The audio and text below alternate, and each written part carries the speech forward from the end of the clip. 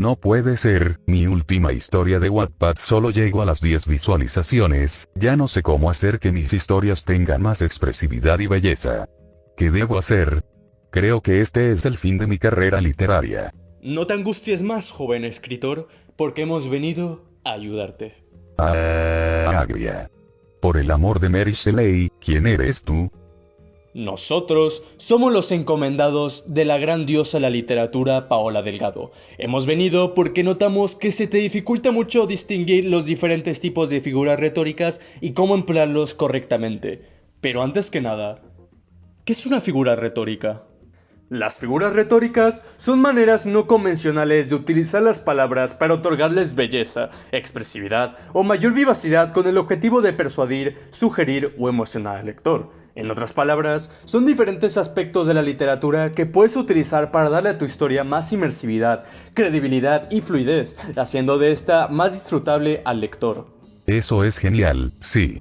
Pero necesito usar cosas que contengan valores, si no, ¿cómo voy a expresarlos mediante mis historias? Dependo de ello.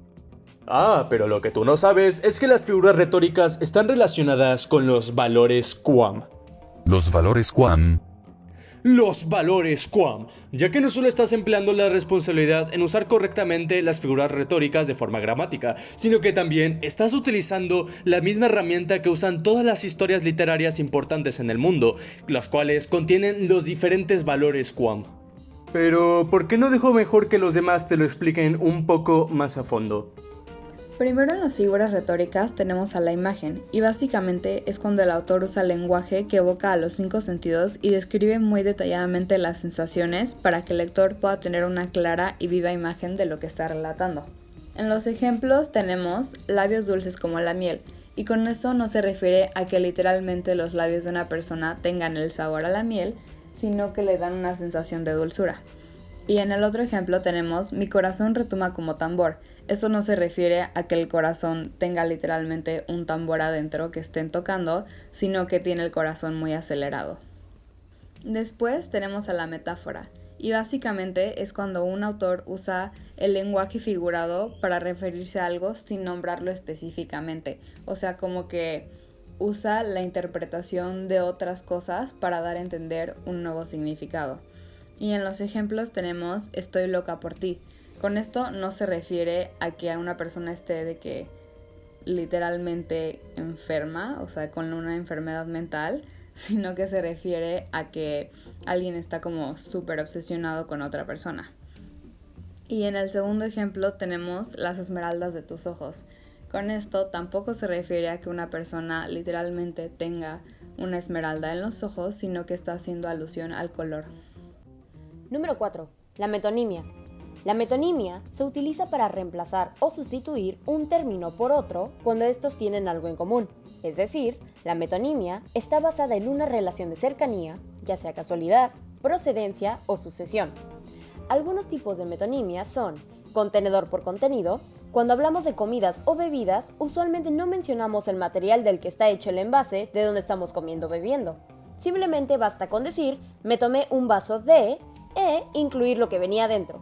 Por ejemplo, ¿quieres un vaso de Coca-Cola? Número 2. Instrumento por artista.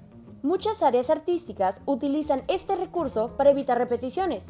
En vez de mencionar el instrumento o la pieza que están tocando, se hace una referencia directa a quien lo ejecuta, usualmente un artista o un músico. Por ejemplo, tocaron Beethoven toda la noche. Número 3. Concreto por abstracto o viceversa. Algunas expresiones y frases tienen elementos que pueden ser cambiados por ciertas palabras que tengan un significado similar. Por ejemplo, tiene buena mente, que es alguien de buena inteligencia. Número 4. Lugar por el objeto que produce. Cuando un producto es relacionado con cierta marca, es normal mencionar el nombre del lugar o la tienda en el que se produjo, para que el receptor tenga un mejor entendimiento de qué es el objeto.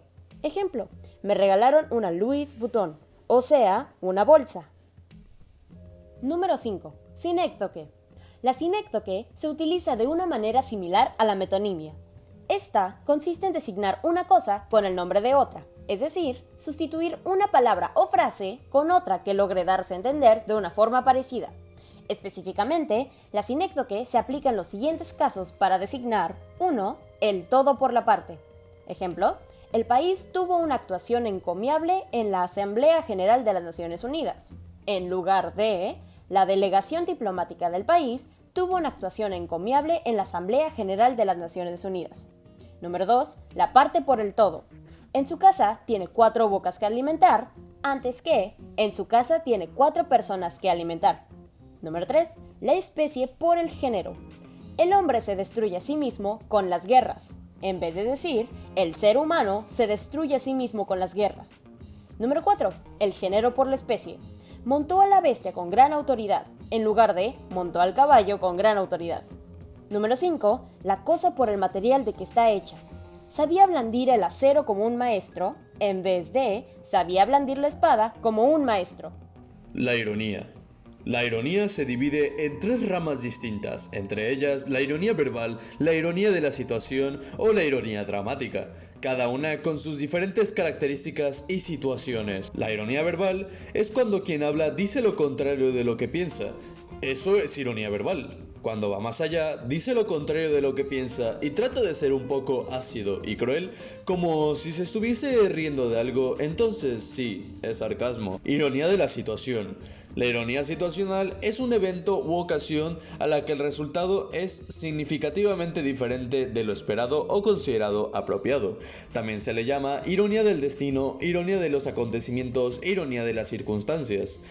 Ironía dramática. La ironía dramática ocurre cuando el público parece saber más sobre un acontecimiento, una situación o una conversación que los mismos personajes del libro. La audiencia conoce un secreto que los personajes desconocen. Unos ejemplos son: ¡qué buen bailarín eres! Esto no se refiere a que la persona sea bailarín, sino que lo está diciendo en aspecto de que la persona no sabe bailar. Bueno, sinestesia viene del griego sin, que significa junto, y astesis, que significa sensación. Y justo esta figura retórica es una que atribuye una sensación a un concepto del cual no le corresponde. Es como que mezcla los sentidos. Por ejemplo, si yo digo tus amargas palabras, estoy juntando el sentido del oído con el gusto. O sea, nosotros percibimos las palabras con el gusto, y pues una palabra no puede ser amarga. Eso es sinestesia. Si digo dulce sonrisa, es lo mismo, porque estoy juntando la mirada con el gusto. Así como si digo colores fríos, estoy juntando otra vez la mirada con el tacto. De igual manera, existen 2 tipos de sinestesia. Está la de primer grado, que es como la que les acabo de explicar, en la que se juntan 2 sentidos. Por ejemplo, vista y tacto, o vista y gusto. Y está la sinestesia de segundo grado, en la que se junta algo que percibimos con nuestro sentido con algo más emocional o sentimental, como decir su amor era rojo como el fuego.